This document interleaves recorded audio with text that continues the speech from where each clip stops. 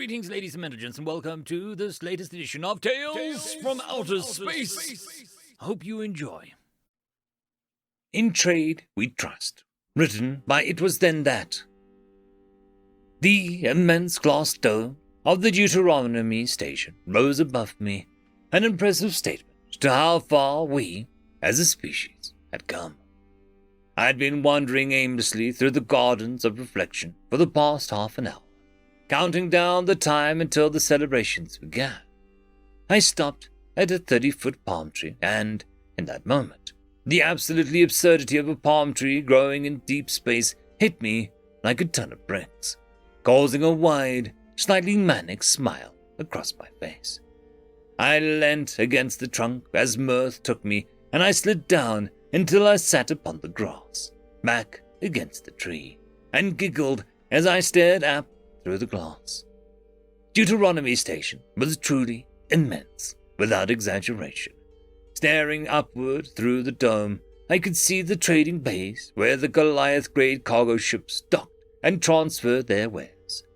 The station sat at the junction of 4 main lanes of trade along the Starway, not an accident. Dizzying amounts of wealth passed through at any given moment. Like any port, there were whole wings devoted to relieving the modern sailors of their hard-earned credits. The habitation hubs had been added that could provide a home for any of the 32 species that made up the members of the Trade Federation. Half of the buildings were filled with workers of the entertainment districts. There was even small government buildings that housed an ambassador from Earth. The Trade Federation had an entire city, of course, as it did anywhere that business was done on a large scale. An immense 100-story scraper modeled off those in the mid-20th century New York City.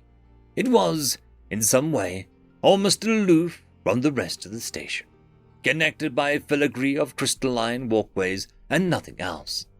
It looked as though, at any moment, it could fly away. I looked down from the sky and across the park to the statue of Gregory Mansfield that stood prominent. The man who had saved humanity.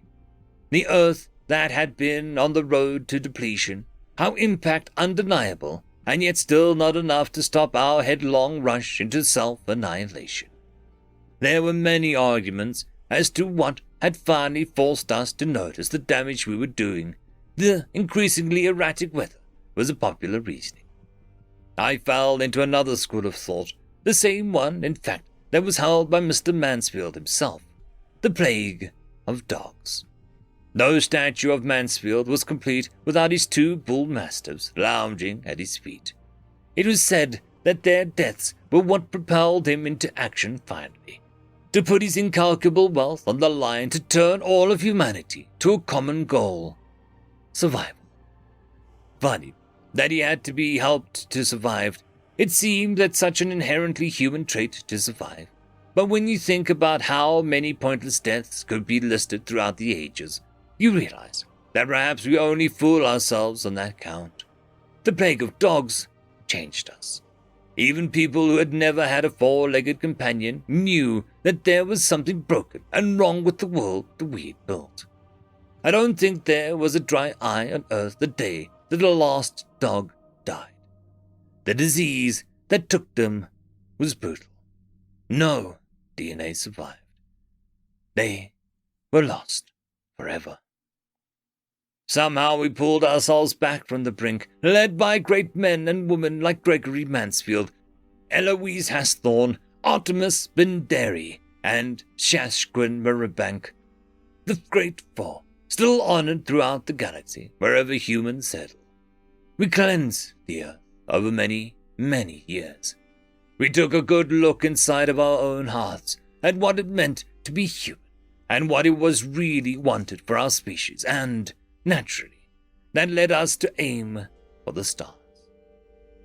Most species in the Trade Federation consider humanity's rise to the galaxy-wide power to have been accomplished in the blink of an eye.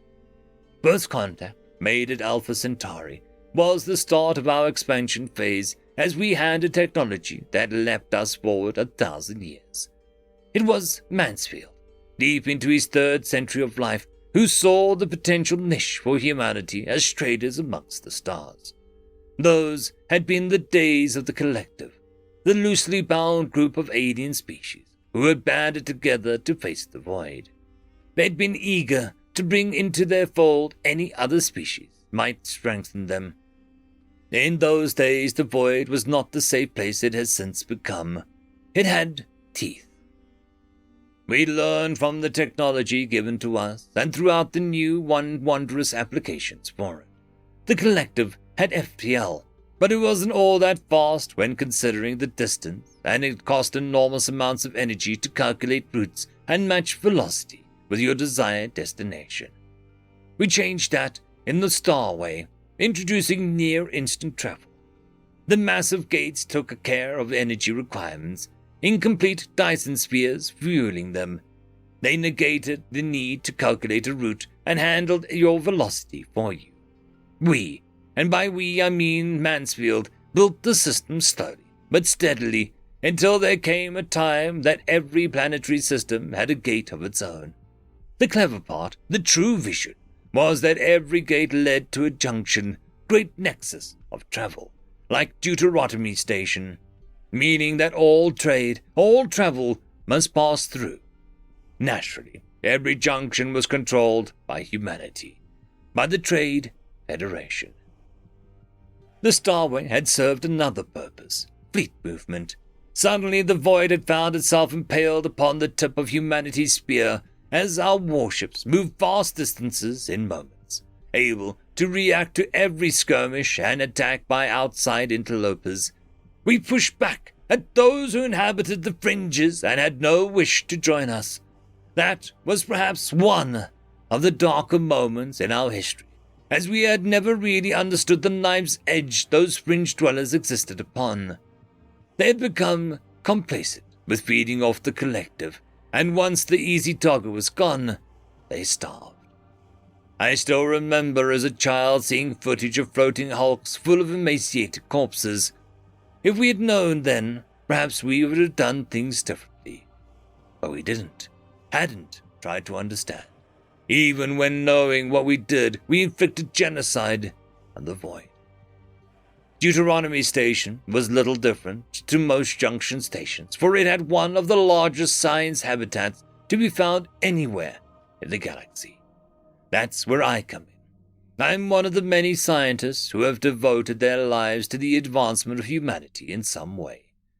I'm not sure anyone truly knows all the work done in the numerous science labs, but one thing is accepted throughout the galaxy. The Deuteronomy Science Habitat is where the cutting edge becomes reality. I stood up and took a last look at the palm tree and chuckled again. I was in a giddy mood, after all. Why wouldn't I be?